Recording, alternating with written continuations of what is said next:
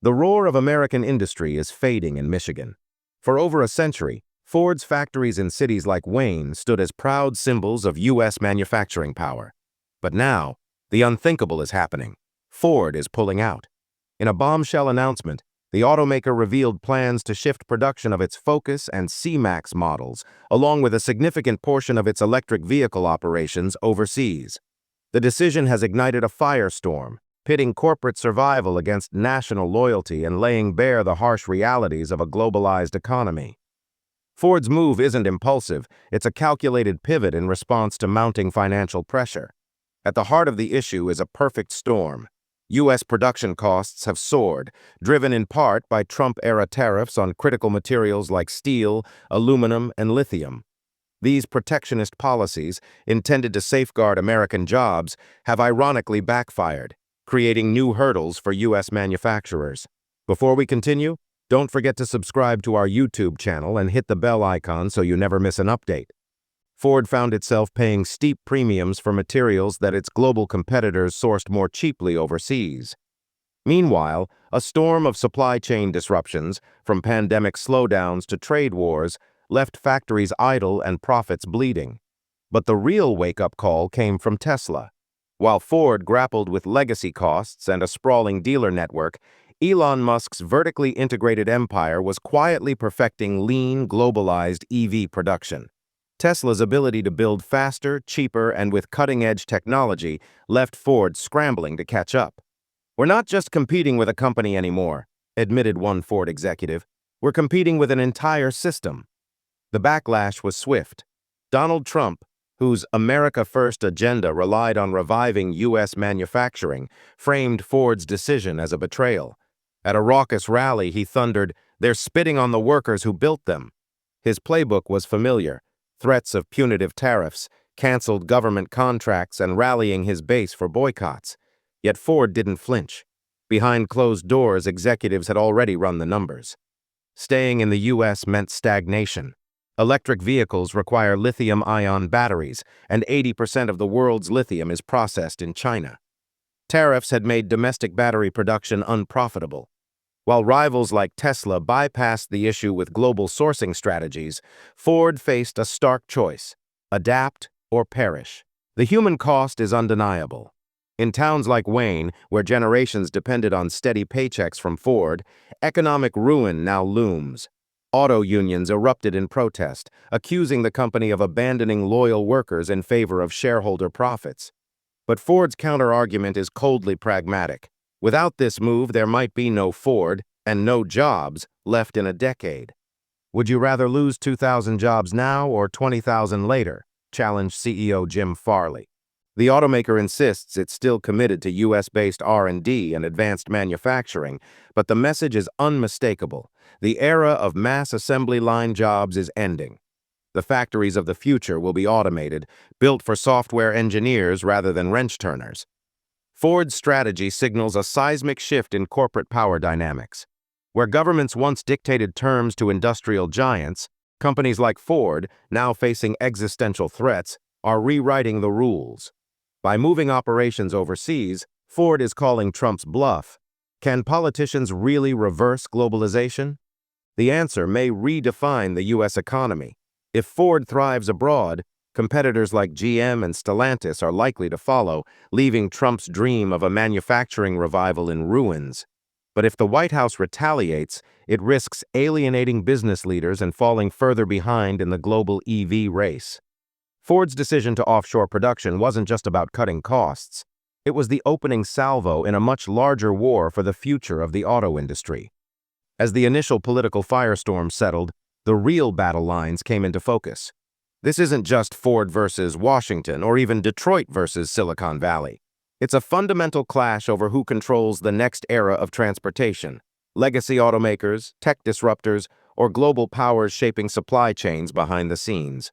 For Ford's leadership, the stakes couldn't be higher. This isn't just a fight for market share, it's a fight for survival in an industry that, in many ways, had already left them behind. The shadow of Tesla loomed over every strategic discussion in Dearborn. Elon Musk's company had redefined what it meant to build a car, transforming vehicles into software platforms that just happened to have wheels. Tesla's mastery of vertical integration, from lithium mines to over-the-air software updates, made traditional automakers look like relics of a bygone era. While Ford was still tied up in negotiations with dealership networks and union contracts, Tesla had perfected a direct-to-consumer model that cut out the middlemen and the markup. As Ford engineers continued refining combustion engines, Tesla's AI teams were training neural networks to eliminate the need for human drivers altogether. The gap wasn't just technological, it was cultural. Ford was facing a hard truth. To survive, it had to become a tech company almost overnight. And that meant making choices that, just a decade ago, would have been unthinkable. Washington's response to Ford's dramatic pivot revealed a political system caught between competing priorities. On one side, Trump and his allies labeled the offshoring a betrayal of American workers, threatening tariffs and canceled federal contracts. On the other, the Biden administration took a quieter approach, acknowledging the inevitability of globalization by offering subsidies for domestic battery plants, even as Ford moved assembly lines abroad.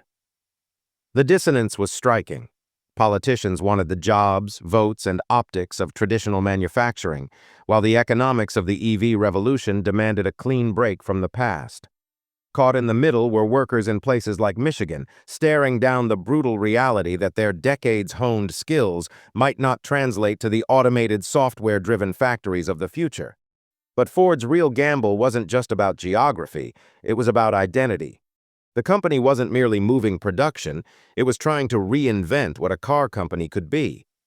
Behind closed doors, Ford executives gave the green light to Project T3, a bold moonshot initiative aimed at building the next generation of electric vehicles on fully automated platforms. This wasn't about incremental improvement. It was about total disruption. The vision was staggering. Factories where robots outnumbered humans 10 to 1, batteries that charged in minutes and lasted 1,000,000 miles, and a business model that bypassed dealerships entirely. Ford wasn't just aiming to catch up. They wanted to leap ahead.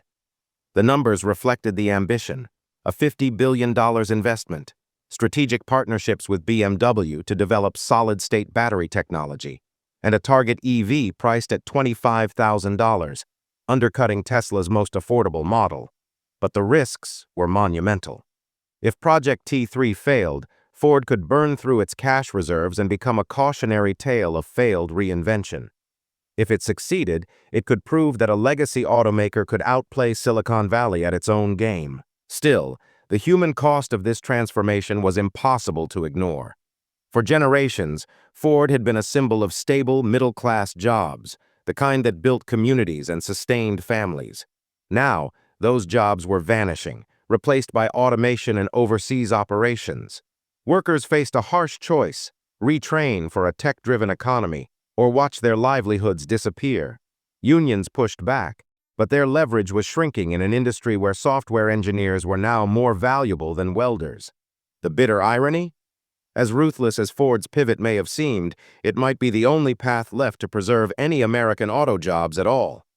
Without radical change, the alternative wasn't a return to the glory days, it was irrelevance. In the end, Ford's story stopped being about cars altogether. It became a referendum on power in the 21st century. The power of corporations versus governments, the power of data over steel, and the power of adaptation over tradition. Ford's defiance signaled a new global reality, one where loyalty to nation-states mattered less than agility in international markets. In this world, survival wasn't about out-lobbying regulators, it was about out-innovating disruptors. The implications stretched far beyond Detroit. If Ford could pull off this transformation, it would prove that even the oldest giants could still learn to dance. But if it failed, it would stand as a cautionary tale for every industry facing the storm of technological upheaval. The road ahead was uncertain, but one thing was clear. The rules of the game had changed forever, and there was no turning back. If you enjoy our content, please like, subscribe, and hit the bell icon so you never miss an update. Stay tuned, and we'll see you next time. Thanks for watching.